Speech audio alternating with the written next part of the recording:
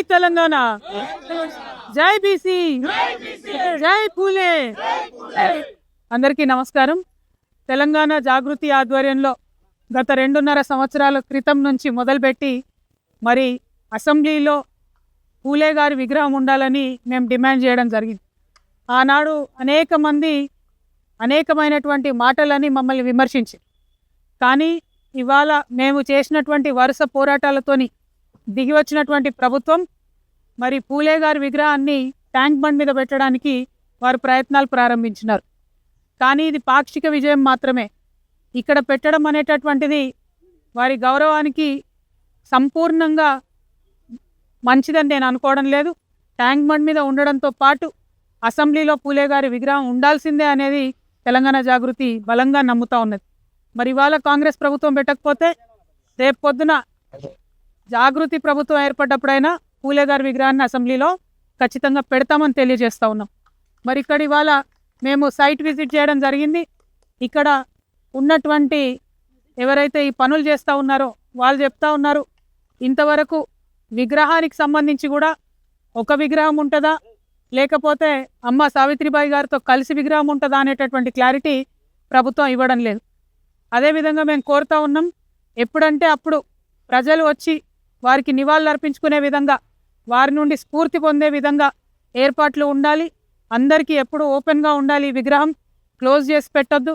అదేవిధంగా ఈ చుట్టుపక్కల ఉన్నటువంటి అనేక విగ్రహాలకు సరిసమానంగా ధీటుగా అంతే ఎత్తులో అంతే గంభీరంగా ఈ విగ్రహం ఉండాలని చెప్పి మేము ప్రభుత్వాన్ని డిమాండ్ చేస్తూ ఉన్నాం.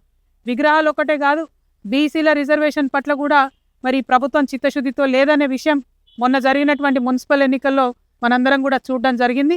ఇప్పటికైనా రేవంత్ రెడ్డి గారు జడ్పీటీసీ ఎంపీటీసీ ఎన్నికల్లో అయినా రిజర్వేషన్ వర్తింపజేయాలంటే ఇప్పటికైనా కనీసం మీరు అఖిలపక్షం ఢిల్లీకి తీసుకొని వెళ్ళాలి. ఇప్పటికైనా మీరు నరేంద్ర మోడీ గారి ప్రభుత్వాన్ని డిమాండ్ చేయాలి, మీ దగ్గర పెండింగ్లో ఉన్న బీసీ రిజర్వేషన్ బిల్లు పాస్ చేయాలని చెప్పి. ఒకటెనుకొకటి పరీక్షలు ఉన్నా సరే, ఎండలున్నా సరే, ఏమున్నా సరే ఎన్నికలు పెట్టుకుంటూ పోతాం మేమని చెప్పి కాంగ్రెస్ ప్రభుత్వం ఏదైతే తొందరపాటు వైఖరిని ప్రదర్శిస్తూ ఉందో, మరి ఈ తొందరపాటు అంతా కూడా బీసీలకు రిజర్వేషన్లు దక్కకుండా చేసేటటువంటి తొందరపాటే అని చెప్పి మేము బలంగా నమ్ముతా ఉన్నాం. ఇది కరెక్ట్ కాదు. మీరు మేనిఫెస్టోలో పెట్టారు, అసెంబ్లీలో బిల్లు పెట్టారు. దీన్ని సంపూర్ణంగా అయ్యేంత వరకు కూడా చేయాల్సినటువంటి గురుతరమైన బాధ్యత మీ మీద ఉంటుందని చెప్పి ఈ సందర్భంగా తెలియజేస్తూ, మరి రాబోయే బడ్జెట్ సెషన్లో బీసీలకు మీరు మేనిఫెస్టోలో పెట్టిన విధంగా 20,000 కోట్లను ఇవ్వాలని చెప్పి నేను డిమాండ్ చేస్తూ ఉన్నాను. పోయిన 2 సంవత్సరాలు కూడా మీరు 20,000 కోట్లు పెట్టలేదు. పెట్టిన దాంట్లో కనీసం 30% కూడా మీరు ఖర్చు పెట్టలేదు. కాబట్టి బీసీల పట్ల చిత్తశుద్ధి ప్రదర్శించాలంటే బడ్జెట్లో 20,000 కోట్లు పెట్టండి. ఏదైతే బిల్లు పెండింగ్ ఉందో బీజేపీ గవర్నమెంట్ దగ్గర దాన్ని సాధించడానికి ప్రయత్నం చేయండి.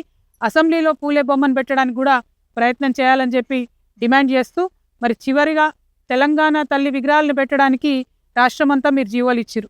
మేము మళ్ళీ మా జాగృతి నుండి చెప్తా ఉన్నాం, తెలంగాణ తల్లి అనేటటువంటిది ఉద్యమ కాలంలో ఎట్లా ఉండేనో అటువంటి తల్లియే తెలంగాణ తల్లి. బతుకమ్మ లేని తల్లి తెలంగాణ తల్లి కాదు, అది కాంగ్రెస్ తల్లి మాత్రమే.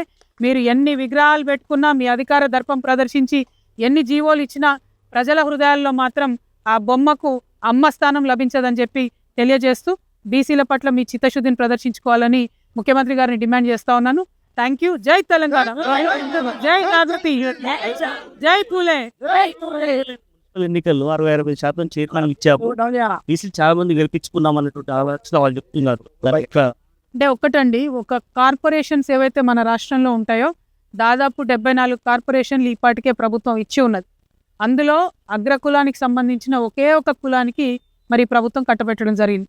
నామినేటెడ్ పోస్టులు ఎందుకు ఇవ్వాలి, ఎవరికి ఇవ్వాలి? ఎవరైతే డైరెక్ట్ ఎలక్షన్లో గెలవలేరో అటువంటి బీసీ వర్గాల నుంచి, అటువంటి ఎస్సీ వర్గాల నుంచి, మహిళల నుంచి, మైనారిటీస్ నుంచి, ముస్లిమ్స్ నుంచి, క్రిస్టియన్స్ నుంచి తీసుకొని ఇవ్వాలి. కానీ అట్లా ఇవ్వకుండా ఎవరైతే అగ్రవర్ణాలు ఉంటారో, ఎవరైతే బలమైన వర్గాలు ఉంటారో వాళ్ళకే నామినేటెడ్ పోస్టులు ఇస్తాం, వాళ్ళకే ఎలక్టెడ్ పోస్టులు ఇస్తాం అని చెప్పడం కరెక్ట్ కాదు.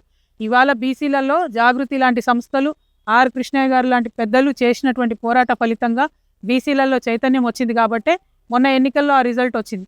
ఏ సీట్లో బీసీలు నిలబడ్డ గెలిపించుకున్నారు కాబట్టి ఆ రిజల్ట్ వచ్చింది. అందులో ప్రభుత్వం చేసింది ఏమీ లేదు.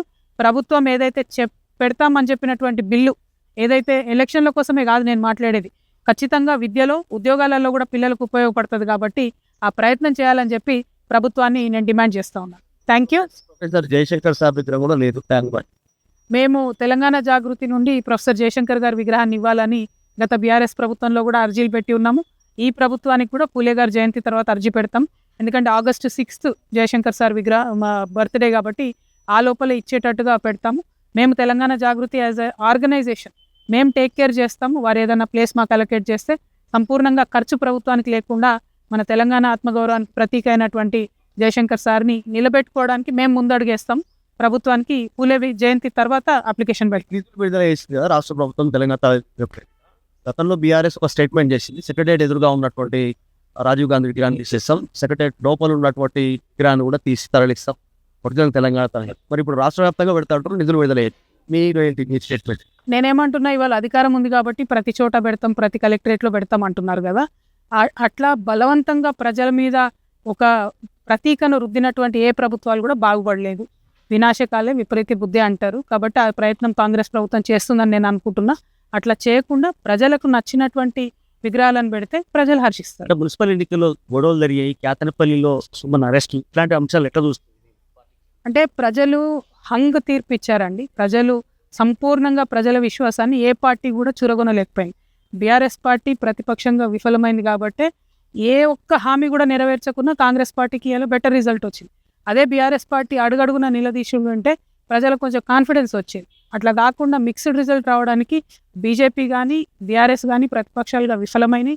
కాంగ్రెస్ పార్టీ ఒక్క హామీ నెరవేర్చకపోయినా బెటర్ రిజల్ట్ వచ్చిందంటే డబ్బు అధికారము అన్నీ వాడుకున్నారు. ఎక్కడెక్కడైతే హంగ్ వచ్చిందో, ఇండిపెండెంట్స్ ఉన్నారో అక్కడ అన్ని చైర్మన్లు కాంగ్రెస్ కైవసం చేసుకున్నది. సో క్లియర్గా అర్థమవుతా ఉంది. సో ప్రతిపక్షాలు ఎక్కడైతే విఫలమవుతాయో ఇట్లా ప్రజాస్వామ్యం అపహాస్యం అవుతుంది. కాబట్టి మేము ప్రతిపక్ష పాత్ర పోషిస్తున్నాం. మేము అన్ని విషయాల్లో గవర్నమెంట్ ఎండగడతా ఉన్నాం.